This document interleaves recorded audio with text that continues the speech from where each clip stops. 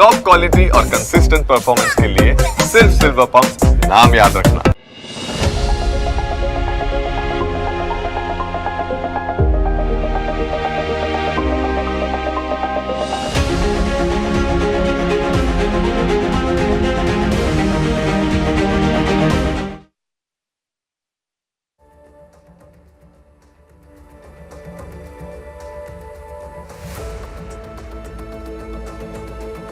વાસ્તુના સમાધાન માટે સંપર્ક કરો વાસ્તુ એક્સપર્ટ ધીરેન શાહનો 507 વોલ સ્ટ્રીટ 1 ઓરિએન્ટલ ક્લબની સામે ગુજરાત કોલેજ 4 રસ્તાની પાસે એલિસ બ્રિજ અમદાવાદ.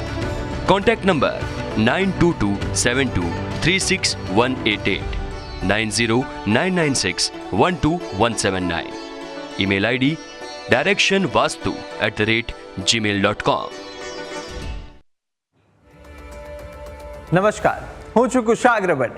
આપ સૌનું હાર્દિક સ્વાગત છે ન્યૂઝ કેપિટલના નવા યુનિક શો વાસ્તુથી વૃદ્ધિ શહેરથી સમૃદ્ધિમાં. અને આ શો છે એક અભિયાન, એક પ્રયાસ શહેરના વિકાસને જોડવાનો, એક અલગ દ્રષ્ટિકોણ વાસ્તુ શાસ્ત્રની આંખે. શું કોઈ શહેરની ઉન્નતિ તેની દિશાઓથી નક્કી થાય છે?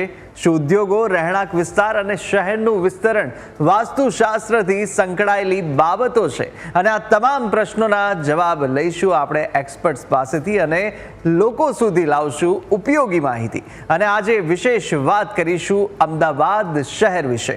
જાણીશું અમદાવાદ શહેરની ભૌગોલિક સ્થિતિ અને આ શહેરની દિશા અને દશા.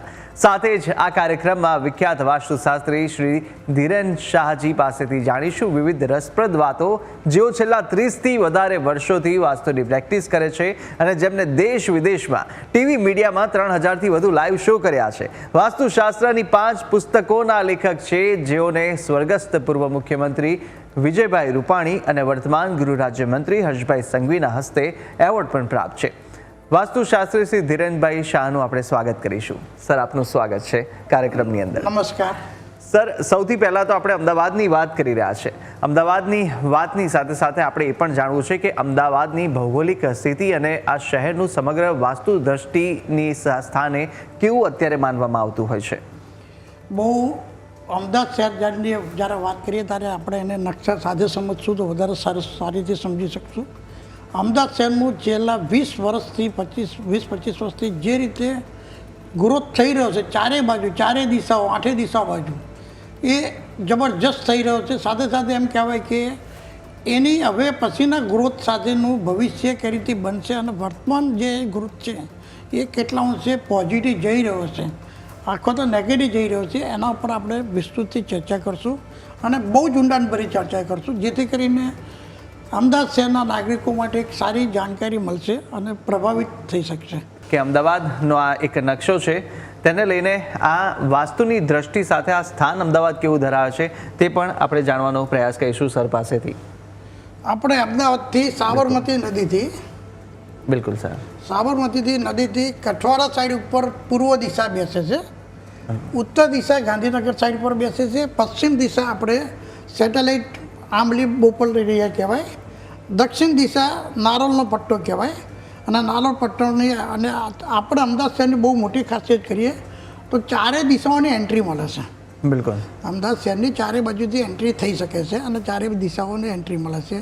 એ બહુ સારામાં સારી વસ્તુ છે અને અમદાવાદ શહેર માટે ચારે બાજુથી વિસ્તૃત ડેવલપમેન્ટ થઈ શકે એના માટે સારામાં સારી વસ્તુ છે. બિલકુલ.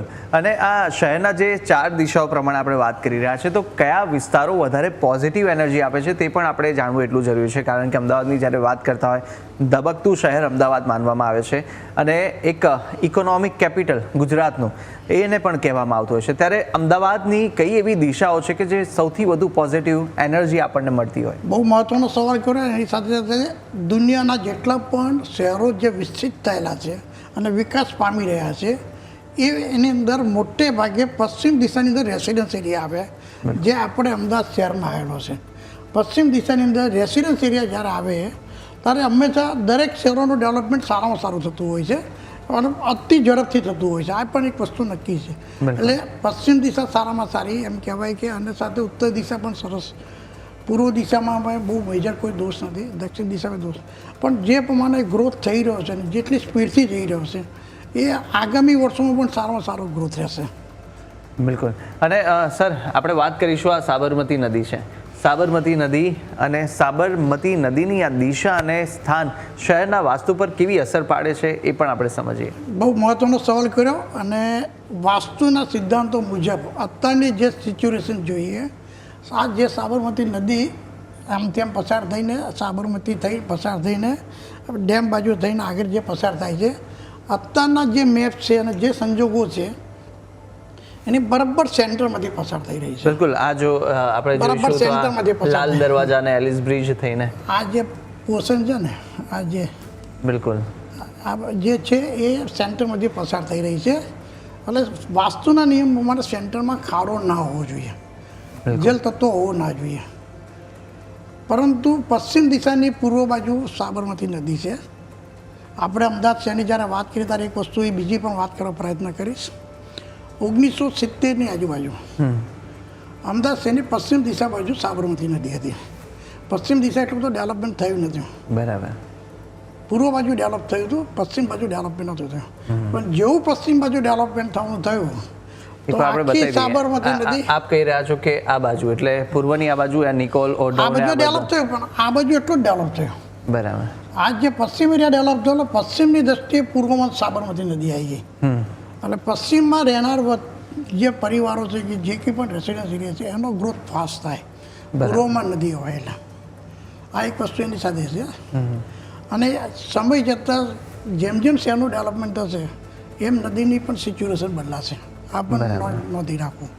એટલે અત્યારની જે દિશા છે આ નદીની તે શું આપણને પરિણામ આપવાની છે? કારણ કે અત્યારે આપ કહી રહ્યા છો જે રીતે આ મધ્યમાંથી થઈ અને આ નદી વહી રહી છે. પણ સાથે સાથે એક વસ્તુ પણ આપણા અમદાવાદ શહેર માટે બહુ વિશિષ્ટતાવાળી નવી થઈ ગઈ છે કે નર્મદા કેનાલ ઉત્તર પૂર્વમાંથી થઈને ઉત્તર બાજુ પસાર થઈ રહી છે. છેલ્લા 15-20 વર્ષમાં જ થઈ રહી છે. બિલકુલ. અને 15-20 વર્ષનો તમે ઇતિહાસ જોજો, અમદાવાદનો જે ગ્રોથ થઈ રહ્યો છે બહુ ફાસ્ટ થઈ રહ્યો છે. જે જલ તત્વોના સ્વરૂપે જે પૂર્વ ઈશાન ઉત્તરમાં જલ તત્વ જોઈએ એ એની મેતે ગોઠવાઈ ગયેલું છે. બરાબર. કુદરતી ગોઠવાઈ ગયું છે. એટલે એ પણ બહુ મોટો પ્લસ પોઈન્ટ છે. બરાબર. અને આપણે જે વાત કરી, આપ જૂના વિસ્તારની વાત કરી રહ્યા હતા. નદીની પહેલાં જે પશ્ચિમ વિસ્તાર હતા તેનો વિકાસ પછી પાછળથી થયો, જે પૂર્વમાં પહેલાંથી હતો. તો આ જે અમદાવાદના જે જૂના શહેર છે અને આ નવા શહેર, પહેલાંના જે વિસ્તારની જ્યારે વાત કરીએ ત્યારે પૂર્વ દિશાની અંદર જ્યારે પશ્ચિમ બાજુ નદી આવતી હતી પણ તારે નરોડા ઈશાન ખૂણામાં આવતું હતું. નરોડા જીઆઈડીસી. બરાબર. નરોડા જીઆઈડીસી ઈશાન બાજુ આવતી હતી, વટવા જીઆઈડીસી અગ્નિ બાજુ આવતી હતી. એટલે જે શહેરનો ગ્રોથ જેટલી સ્પીડથી થવો જોઈએ ને એક લિમિટમાં થાય. બરાબર. સ્લો મોશનમાં જાય. એનો ઇતિહાસ પણ તમે જોઈ શકો છો. આ પણ ઇન્ડસ્ટ્રી એરિયા કયા એરિયામાં કઈ રીતે હોય તે બહુ મોટી ઇફેક્ટ આપે છે.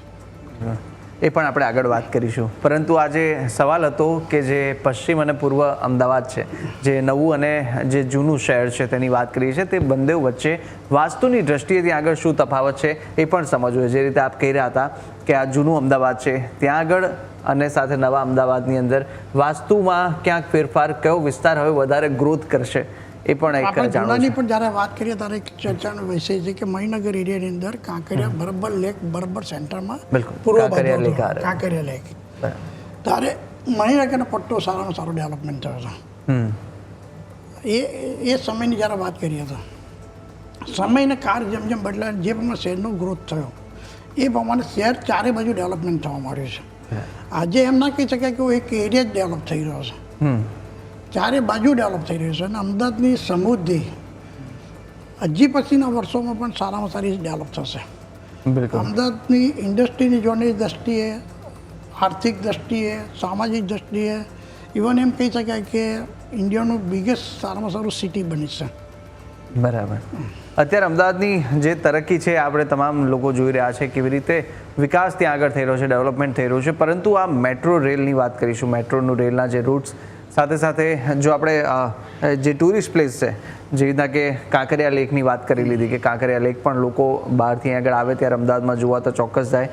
જે હેરિટેજ સિટી છે અમદાવાદની જૂની સિટી, તે પણ અત્યારે લોકોને આકર્ષે છે. એક પણ એ ફાયદો છે ને પાછો પ્લસ પોઈન્ટ એ કે જે રિવરફ્રન્ટ બનાવવામાં આવ્યો, આ રિવરફ્રન્ટ છે. અને આ તમામ જે ગિફ્ટ સિટીની પણ વાત કરીએ કે જે ગાંધીનગર સાઈડથી ગિફ્ટ સિટી પણ અત્યારે ખૂબ જ એવું ચર્ચામાં છે. તો આ તમામ જે નવા પ્રોજેક્ટ છે, વિકાસના પ્રોજેક્ટ છે, તે વાસ્તુ પ્રમાણે કેટલા અનુકૂળ અત્યારે આ મેપમાં અત્યારે લાગી રહ્યા છે? કુદરતી એની મેં તો ગોઠવાઈ ગયા છે. બિલકુલ.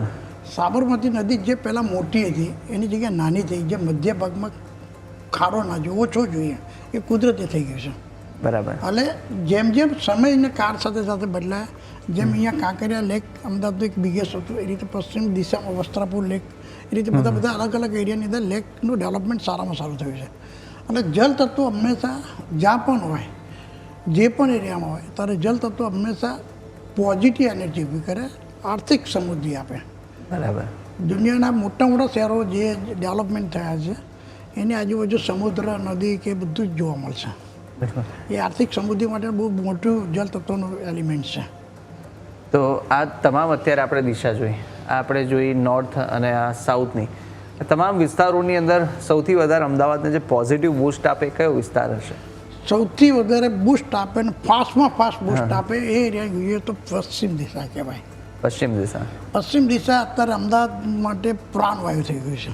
બિલકુલ. અમદાવાદના ગ્રોથ માટે જબરજસ્ત ફોર્સ આપી રહ્યું છે. સાથે દક્ષિણ દિશામાં જે ચાંગોદર જીઆઈડીસી ઇન્ડસ્ટ્રી ડેવલપમેન્ટ થઈ છે, ચાંગોદર નારોલ જે એરિયા ડેવલપ થયો છે, એ પણ એટલો જ ગ્રોથ આપી રહી છે અને એ પણ શહેર માટે ડેવલપ કરી રહ્યું છે. બિલકુલ. જીઆઈડીસી જે ચાંગોદરની છે, નારોલની છે, જે દક્ષિણ અને દક્ષિણ નૈઋત્યમાં છે, એ વસ્તુ સારામાં સારી કુદરતી એસ્ટાબ્લિશ થયેલી છે. અત્યારે પણ તમે જુઓ કે ચાંગોદર જીઆઈડીસી સારામાં સારી સક્સેસ થયેલી જોવા મળશે. બિલકુલ.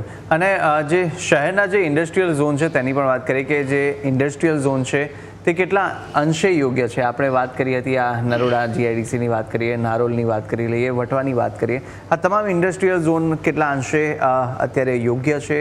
અને સાથે સાથે તેમની દિશા અત્યારે આપણે વાત કરીએ તો દિશા પ્રમાણે પણ તેમનું સ્થાન કેટલું મહત્ત્વ ધરાવે? હવે અમદાવાદ શહેર માટે જ્યારે ઇન્ડસ્ટ્રીયલ ઝોનની વાત કરીએ ત્યારે નરોડા જીઆઈડીસી જે છે, બિલકુલ, એ નરોડા જીઆઈડીસી ઈશાન ખૂણાને અડીને છે, પૂર્વ અને ઉત્તરની બરાબર વચ્ચે છે. નરોડા જીઆઈડીસી 15 થી 20 ડિગ્રી ક્રોસ આવે છે. બરાબર.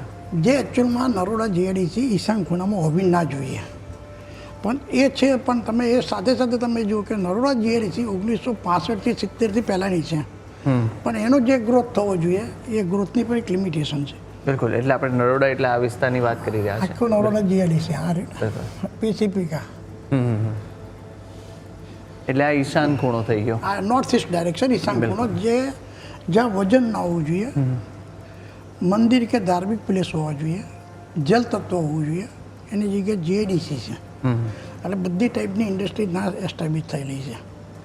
એમનો પણ ગ્રોથ એક નોર્મલ કોર્સમાં રહે અને અમદાવાદ શહેર માટે પણ એક આગળ જતાં પોઝિટિવ પરિબળની જગ્યાએ નેગેટિવ પરિબળ બની શકે.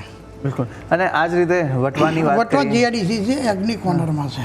બિલકુલ. વટવા જીઆઈડીસીમાં અગ્નિ કોર્નરમાં છે, પણ ત્યાં કેમિકલ્સ ઇન્ડસ્ટ્રી વધારે છે, ફાર્મા ઇન્ડસ્ટ્રી વધારે છે. એટલે એક અમુક અંશે પોઝિટિવ પરિણામ આપે, એક 100% પોઝિટિવ પરિણામ ના આપે. બિલકુલ. અગ્નિ કોર્નરમાં અગ્નિ તત્વ જોઈએ તો કેમિકલ્સ યુનિટ છે, અમુક પેટ્રોલના યુનિટ, બધા યુનિટ જે ફાયદાકારક છે. બિલકુલ. પણ સૌથી ફાયદાકારક અહીંયા જે કહેવાય ને કે ચાંગોદરનો જે પટ્ટો છે અને નારોલનો પટ્ટો છે, બિલકુલ, એ સૌથી સારામાં સારા પોઝિટિવ પરિબળો છે. બિલકુલ. જ્યાં વેટ જોઈએ, ઇન્ડસ્ટ્રી જોઈએ, ગ્રોથ જોઈએ, બધું સરસ છે. બિલકુલ. અને આગળ આપણે વાત કરી કે ભવિષ્યની અંદર જો શહેરને વધુ સુમેળ અને વિકાસભર્યું જો કરવું હોય તો એની માટે આ વાસ્તુ શહેરનું શું સૂચવે છે? શહેરનું વાસ્તુ માટે એવું સૂચવીશું કે આ જે હોડો પટ્ટો છે, જ્યાં અત્યારે હાલમાં જીઆઈડીસી જ છે, જીઆઈડીસીની જગ્યાએ કોઈ પિકનિક પોઈન્ટ અથવા તો લેક છે અથવા તો એવા કોઈ પ્લેસ કરવા જોઈએ જ્યાં વજન ઓછું હોય અને એન્ટરટેનમેન્ટ પ્રોજેક્ટ થવા જોઈએ. તે સારામાં સારું રિઝલ્ટ આપશે. એ રીતે નરોડાથી આગળના ભાગની અંદર હંસપુરા છે કે આગળનો જે પટ્ટો છે ત્યાં રેસિડન્સ એરિયા અથવા તો ત્યાં બિલકુલ ખાલી એરિયા છે, અથવા તો રિસોર્ટ્સ કે ટાઈપના એ એરિયા ડેવલપ થાય તો સારામાં સારું પરિણામ આપે. સાથે સાથે આ નર્મદા કેનાલ હંમેશા ભરેલી રહેશે. અચ્છા. ઉત્તર દિશામાં, તો અમદાવાદ શહેર માટે અતિશય પોઝિટિવ પરિણામ લોંગ સમય સુધી આપશે. બિલકુલ. આર્થિક સમૃદ્ધિ માટે ભાગ્યેશ કર્મસની દ્રષ્ટિએ સારામાં સારું પરિણામ. એ રીતે દક્ષિણ નૈઋત્ય આપણે વાયા દિશા જે છે એની અંદર રેસિડેન્સ એરિયા છે, ઇન્ડસ્ટ્રી એરિયા એટલા બધા છે નહીં. બિલકુલ. પણ આગળ જતાં કડીની અંદર થોડા ઇન્ડસ્ટ્રી એરિયા છે જે અત્યારે અમદાવાદ શહેરમાં નથી, પણ ભવિષ્યમાં જ્યારે જોઈન થાય ત્યારે થોડા તકલીફ કરે. બિલકુલ. 50-50 પોઈન્ટ થાય. બાકી વેસ્ટ એરિયા સરસ છે. અને એ પટ્ટામાં પછી અહીંયા પટ્ટું જોઈએ તો સારું છે. અહીંયા નારોલ ને એવી ઇન્ડસ્ટ્રી છે એ સારું છે. એટલે ઓવરઓલ જે અમદાવાદનો મેપ જોઈએ તેમ કહેવાય કે અમદાવાદનો આગામી 15, 20, 25 વર્ષ માટેનો સારામાં સારો ગ્રોથવાળો એરિયા કહેવાય. બિલકુલ. આપણે તો વાત કરી લીધી ઇન્ડસ્ટ્રીયલ ઝોનની એની, પરંતુ જે પ્રવેશ દ્વાર, આપણે વાત કરીએ પ્રવેશ દ્વારની, કયા પ્રવેશ દ્વારો અત્યારે અમદાવાદ માટે સારા કહેવાય? કારણ કે કહેવાય છે કે જે પહેલાંના જમાનાની અંદર પણ લોકો વાસ્તુ પ્રમાણે શહેરનું વિકાસ કરતા હતા અને એ પ્રમાણે વાસ્તુ પ્રમાણે શહેરનું નિર્માણ થતું. તો અત્યારના જે પ્રવેશ દ્વાર છે, 4 દિશાની વાત કરીશું, ત્યાંથી કયા પ્રવેશ દ્વાર અત્યારે 4 પ્રવેશ દ્વાર ઓલરેડી અમદાવાદ શહેર માટે અતિશય સારામાં સારા પોઝિટિવ છે. ઉત્તર દિશા સારામાં સારી છે, પૂર્વ દિશા સારી છે, દક્ષિણ દિશા સારી છે અને પશ્ચિમ દિશા સારી છે. એક પણ પ્રવેશદ્વાર નેગેટિવ નથી. બરાબર. જે અમદાવાદ શહેરને નુકસાન કરે. બિલકુલ. અને જે શહેરના કયા કયા વિસ્તારો, હવે આપણે વાત કરીએ રહેણાંક માટેના, તો રહેણાંક કયા એવા વિસ્તારો છે કે જે વાસ્તુની દ્રષ્ટિએ શ્રેષ્ઠ ગણવામાં આવતા હોય? રહેણાંક માટે એક તો પશ્ચિમ દિશા શ્રેષ્ઠ કહેવાય, વાયવ્ય દિશા શ્રેષ્ઠ કહેવાય, ઉત્તર દિશા સારામાં સારી કહેવાય. અને ધાર્મિક અને સ્પિરિચ્યુઅલ લેવલના ધાર્મિક પ્લેસોને રેસિડેન્સ એરિયા ડેવલપ કરો તો ઈશાન દિશા શ્રેષ્ઠ કહેવાય. બિલકુલ. અગ્નિ દિશાની અંદર મનોરંજન અથવા તો જે કહેવાય ને એન્ટરટેનમેન્ટ માટેના કે કોઈ પણ બીજા પ્રોજેક્ટ માટે અગ્નિ દિશા સારામાં સારી કહેવાય. દક્ષિણ દિશા જે જમીન તત્વો સાથે જોડાયેલા ધંધા છે, બિલ્ડર લોબી છે કે આ તે, એના માટે દક્ષિણ દિશા સરસ રિઝલ્ટ આપે. અને દક્ષિણ દિશામાં પણ એ એરિયા ગ્રોથ થઈ રહ્યો છે. જે તમે લાંબાનો પટ્ટો અને આખો પટ્ટો જુઓ તો ગ્રોથ થઈ રહ્યો, અસલાલીને બધો પટ્ટો. એટલે એ પણ અમદાવાદ શહેર માટે સારામાં સારું ગ્રોથ છે. બિલકુલ. અને અનેક અમદાવાદ શહેર વિશે અનેક પણ આગળ માહિતી આપણે મેળવવાના છે ધીરેનભાઈ પાસેથી, અને સાથે એ પણ જાણવાના છે કે અમદાવાદની અંદર ઓફિસ દુકાનો માટે સાથે સાથે જે પ્રવેશ દ્વારો હોય છે તે કઈ દિશા સારી હોય છે. આ તમામ વિગતો અમદાવાદ શહેરની લઈ અને જાણીશું કે આ જે શહેરથી જે વૃદ્ધિ થાય છે તે કેવી રીતે આ દિશા અને દશા સાથે જોડાયેલી હોય છે તે તમામ વિગતો આપણે મેળવીશું. પરંતુ હાલ રોકેશું એક નાનકડા વિરામ માટે. આપ જોતા રહો ન્યૂઝ કેપિટલ. વાસ્તુના સમાધાન માટે સંપર્ક કરો વાસ્તુ એક્સપર્ટ ધીરેન શાહનો. 507 વોલ સ્ટ્રીટ 1, ઓરિએન્ટલ ક્લબની સામે, ગુજરાત કોલેજ 4 રસ્તાની પાસે, Ellis bridge, Ahmedabad. Contact number 9227236188, 9099612179. Email ID directionvastu@gmail.com.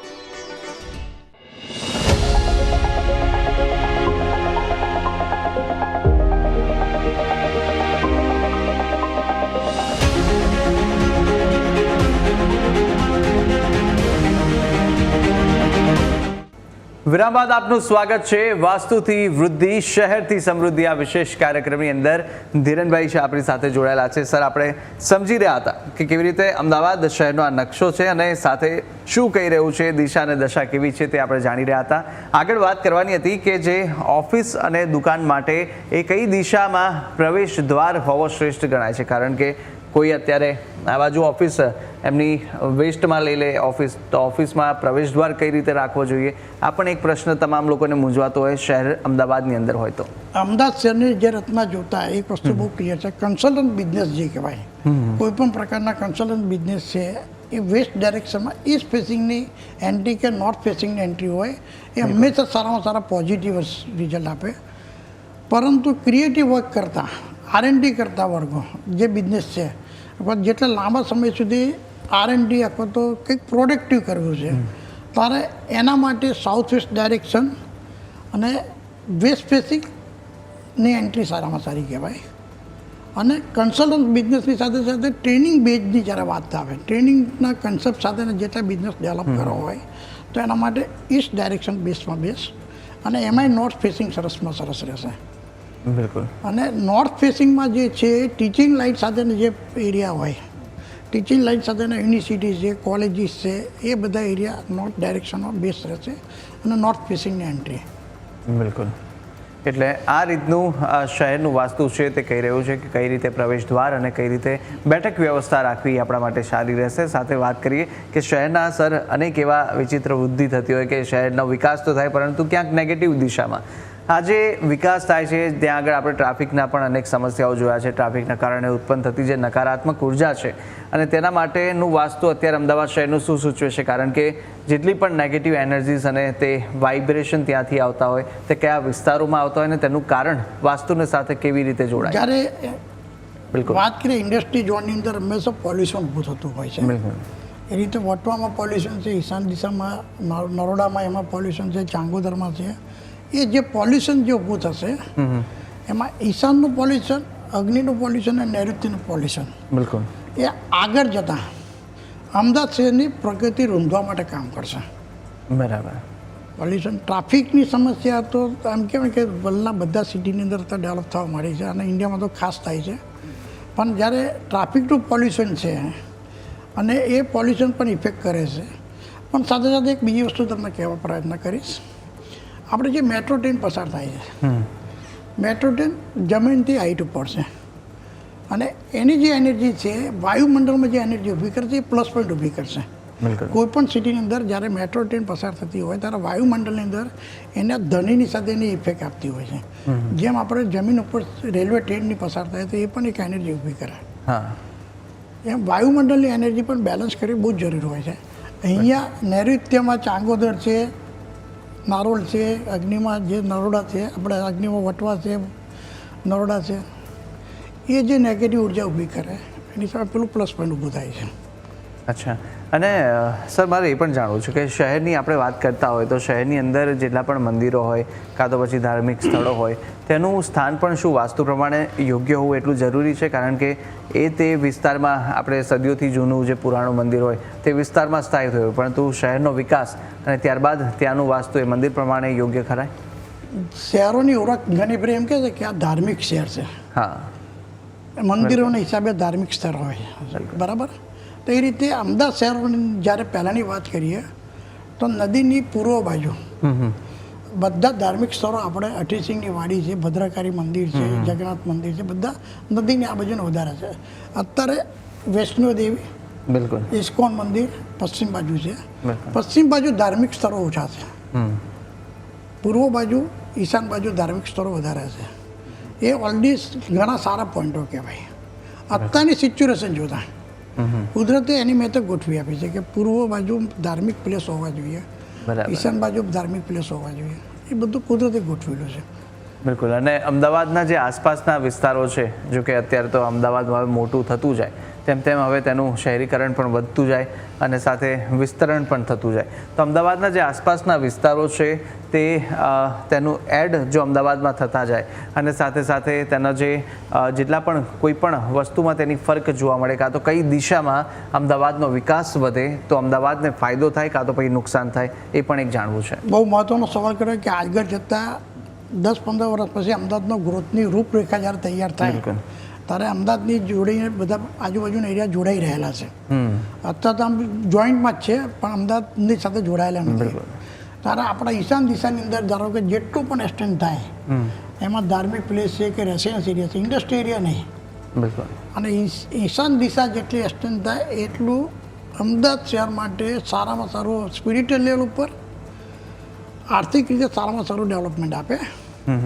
પણ નૈઋત્ય દિશા, હવે જો નૈઋત્ય દિશા જો એક્સટેન્ડ થાય અને ધાર્મિક સ્થળો ના હોય અને ઇન્ડસ્ટ્રી એરિયા વધારે ડેવલપમેન્ટ થઈ ગયો અને નદી છે, નાળા છે, અથવા તો કર્મસ્થાન છે, એ બધું વધારે પડતું ડેવલપમેન્ટ થઈ ગયું, સ્મશાન છે, તો ક્રાઇમ વધવાની શક્યતા વધતી જાય. બરાબર. શહેરમાં ક્રાઇમ વધવાની શક્યતા વધતી જાય. એમ કહેવાય ને કે અચાનક આકસ્મિક અકસ્માતો બને, કુદરતી આફતો બને, એની પણ શક્યતા વધતી જાય. બિલકુલ. એ રીતે પશ્ચિમ દિશામાં પણ જો અનયુવાન આકાર મળી જાય, અત્યારે એવરેજ સિમિલર સારામાં સારો આકાર મળ્યો છે, પણ એમાં અનયુવાન આકાર મળી જાય તો પશ્ચિમ દિશા શહેરની પ્રગતિમાં રૂકાવટો ઊભી કરે. એક સ્પીડથી જે ચાલી રહ્યું છે સ્પીડમાં નાની મોટી રૂકાવટો ઊભી કરે, જે આગળ જતાં અમદાવાદના ધબકારણને બંધ પણ કરી શકે. બિલકુલ. અને અમદાવાદ શહેરનું જે ઐતિહાસિક વાસ્તુ મૂલ્ય કેટલું છે, કારણ કે આ તો પુરાણું શહેર છે અમદાવાદ, તેનું ઐતિહાસિક વાસ્તુ મૂલ્ય એટલે કે જેટલા વર્ષોથી અત્યારે ચાલતું આવ્યું, તો પહેલાંનું જે વાસ્તુ હતું અને અત્યારનું વાસ્તુ છે તેમાં આપને શું ફરક દેખાય?